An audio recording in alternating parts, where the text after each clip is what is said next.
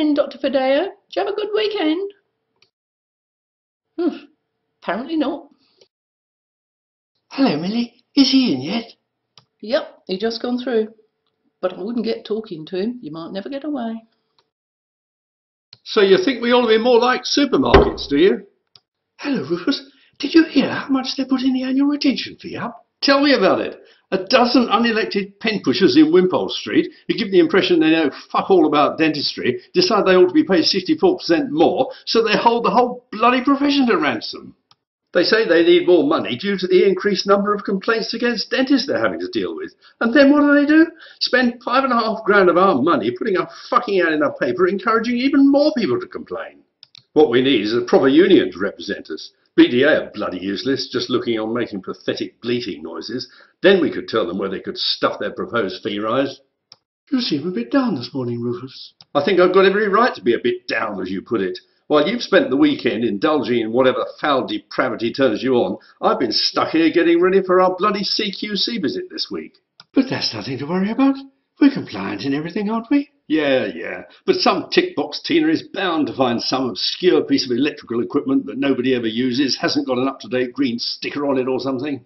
But you don't bother with that, do you, Rufus? You just write the green labels up and stick them on everything yourself, don't you?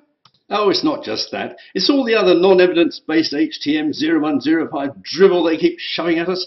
Fucking central sterilisation, for Christ's sake. How am I supposed to find space to build a separate decontamination unit? I spend a fortune paying a nurse to wash and sterilise the instruments and seal them in bloody date-stamped bags, and then if they're not used in 3 weeks, she has to take them out and do it all over again. What do they think happens at the end of 21 days? Do elves materialise in the bags and crap all over the instruments, for Christ's sake? But Rufus, Barry Cockcroft says it's best practice. Don't talk to me about Barry Cockcroft. He's an ordinary GDP like you, Rufus. No, he's fucking well not. He's sold his soul to the Department of Health. Sometimes I think he actually believes the crap they spew out. I mean, the number of different types of waste we've got now. Last time I counted there were 9, but it's probably gone up since last week.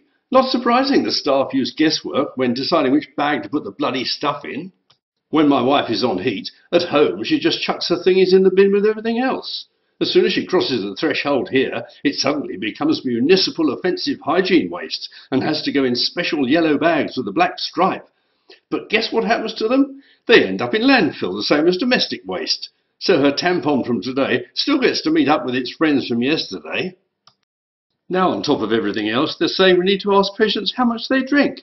I don't give a fuck how much Mrs. Scoggins drinks. She's got a filling out, for Christ's sake. All I want to know is if she wants me to patch up her upper left 6 again, or if this time she'll take my advice and have the bloody thing crowned. I used to enjoy running a dental practice.